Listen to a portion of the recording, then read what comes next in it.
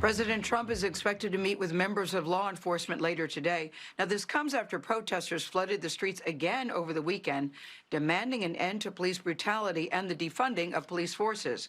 I spoke with the heads of 4 police departments. That's Dallas Police Chief Renee Hall, Santa Cruz Police Chief Andrew Mills, Camden, New Jersey Police Chief Joseph Wysocki, and last but certainly not least, Raleigh Police Chief Cassandra Deck Brown. So we discussed many things, including the flaws in the system and the need for change, but we started with a reaction to the video of George Floyd's death. I was angry at the profession because it took me back to why policing even exists in the first place. Police officers exist because of slave patrols.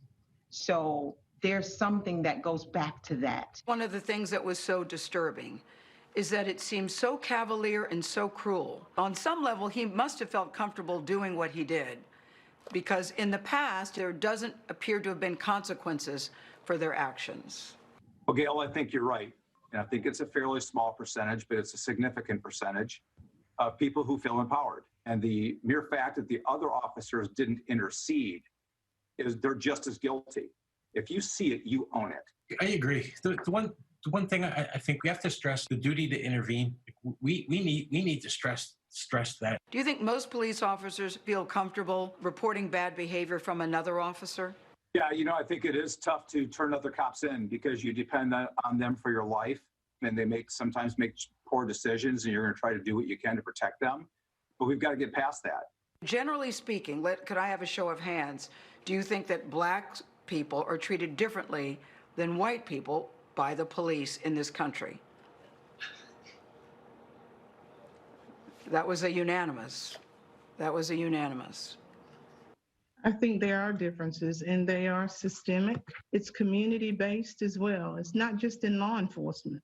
How many of us have been in a store and people have walked around while you're shopping? Me. Because of the color of your skin. Yes. And I think now is that time to really pay attention to where we are and to really be a part of the change. Here's the reality for me.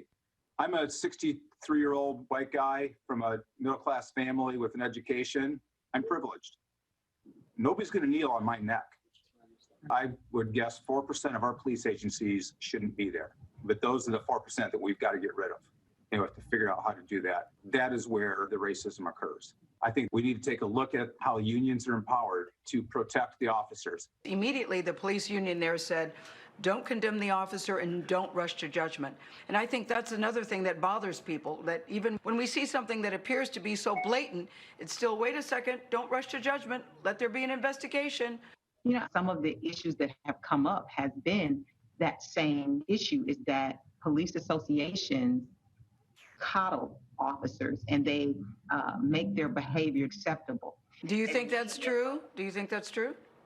Absolutely, I do. I think in some instances there are association members who, regardless of the behavior of an officer, we blame everything else. This is not the first case where an unarmed black man was killed, where people think unfairly, unjustified. This feels different to me. Does it to you? Yeah, Gayle, it does feel different to me. It shocked the consciousness of the profession.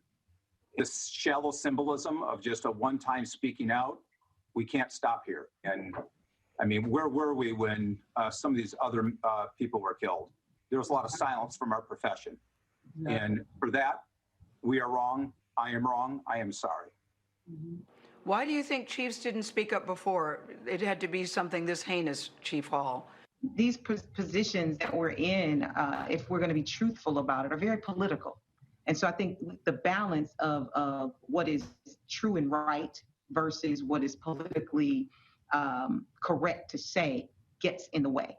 But I believe that we're sick and tired of being sick and tired as a nation, because we see that there's systemic change that has to take place in order for us to be on the other side of this.